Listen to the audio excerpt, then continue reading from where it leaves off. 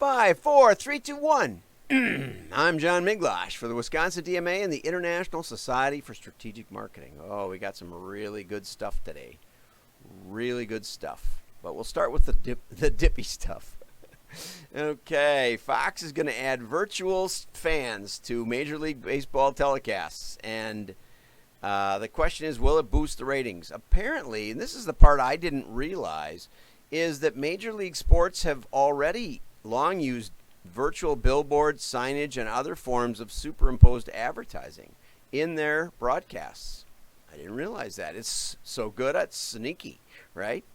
But apparently now they're going to add fans in the seats. And, there's an app that you can cheer. Hear Me Cheer is one of them. I don't know which one Fox is using. And some of them are actually going to, amalgamate all the voices. And, if you had the feds jump up or something when the meter pegs out, you could probably get this whole thing to work unassisted. Oh, sure, right. Yeah, we always hope that. Okay, so also I wanted to move over here to Buffalo Wild Wings celebrating the return of sports, and we'll go over here and watch the video. Hold beer. Beer man. Fans, oh fans, where art thou? I yearn to high-five your sweaty, beer-drenched palms. I long to chant things like defense, but for some reason, never offense. Tell me, what is a body with no heartbeat? What is it, da-da-da-da-da-da, with no charge? If a pitcher makes a pickoff move to first, but no one's there to boo him, what? He thinks he can just get away with that? Nah, while we can't be there for you, we can still be here for you. Where we can beer together, so you can watch it, cheer together, and actually and make wings disappear together. The MMA because even if we're 6 feet apart, we can still still call a flop a flop, and an air ball an air ball. Find the sports bar. So keep those plates coming, because there's still plenty of game to play. More than ever, we need sports, and sports need us. Mark is like, I stop everything and read Mark. So here's the setup. This Michelin chef had taken bookings from 100 guests, and 27 seats still sat empty. Okay?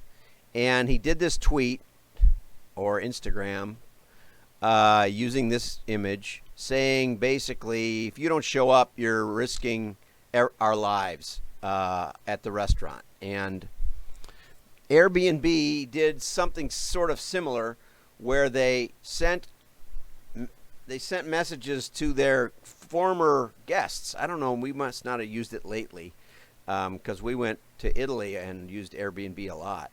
But it's a little bit spotty, you have to be a little careful. And I think we saved a lot of money.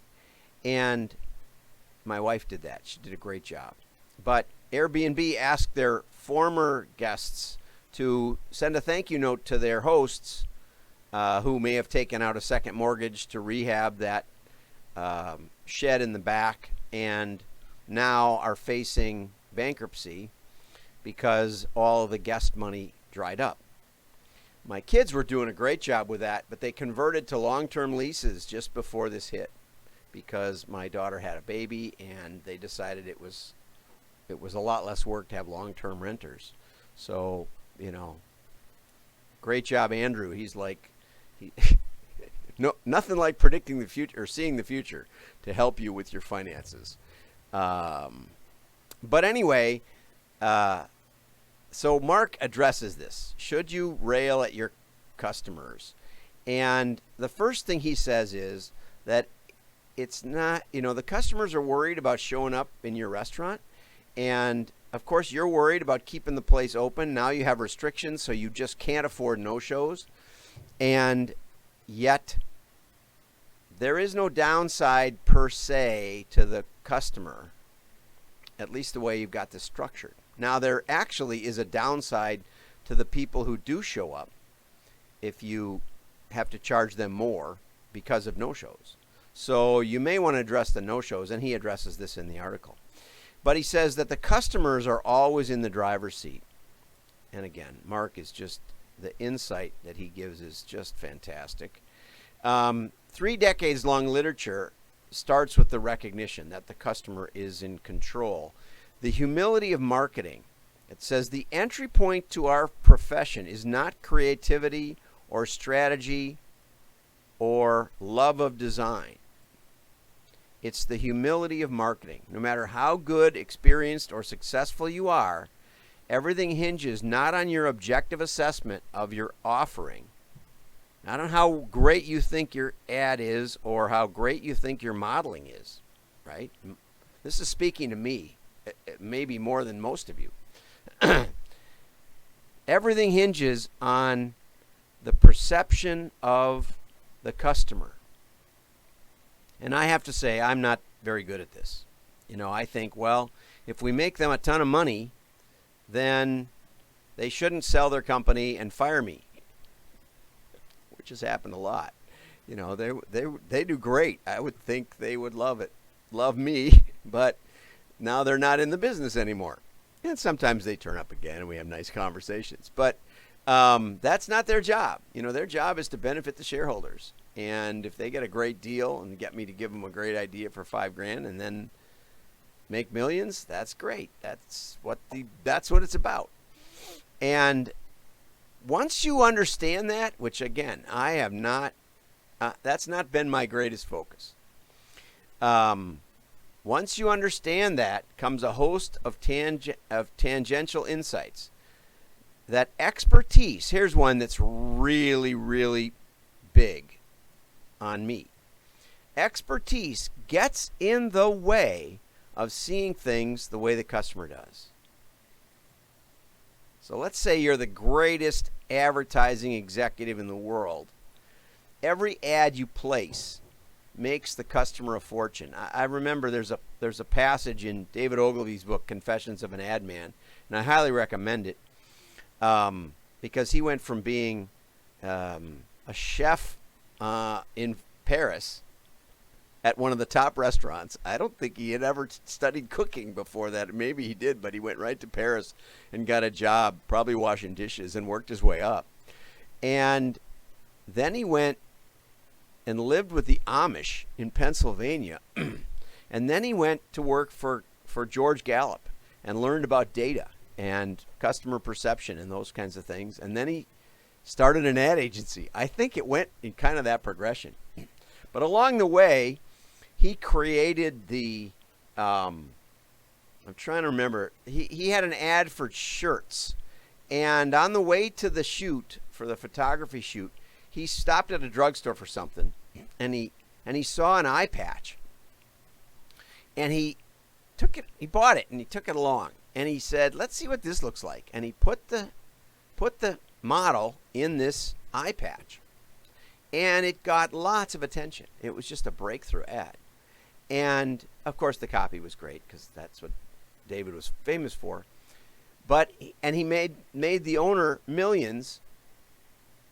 And the company was bought by a venture capitalist or something who held it for a year. This was like a 60, 70-year-old custom shirt company or something. And the finance guy held it for a year and doubled his money and made more than the shirt guy, which David seemed to think wasn't all that fair. It's sort of hinted at in the book. And, that's a little of this spirit. And I have a little of that spirit, a lot of it. Expertise, how can we say this louder? Expertise gets in the way of seeing things the way the customer does. And I try to educate my clients extremely much. I probably overwhelm them with variables and correlations and, why this means so much to you. And they just want it to work, Like the banker told me when I started my business, he said, we don't need to understand your business. We just need to understand you understand it. So maybe that's all that it takes.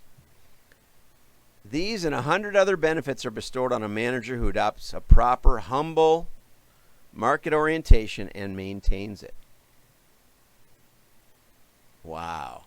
The customer is always correct. If they don't understand what you're doing, if they don't know how to value it, if it seems too complicated, seems to take too long, seems to cost too much, the truth is that there's always another alternative. You know, you can go back to RFM. Or you can fire the marketing person and hire a new person who wants to go all digital. 2 years later, you may realize the mistake, but that doesn't matter. You survive, right? And he suggests that the chef should charge a 20% no-show fee. Maybe when you place your reservation, you charge a reservation fee. And say, you can take your chances. We may have empty seats some days, some nights we do. Just show up and we may find you a table. But if you want a reservation, and you should, then, you need to put down $50. Or if it's a 5-star or if it's a 3-star Michelin or something, it's more like put down 10%, or 20%, which is $200 to hold your spot.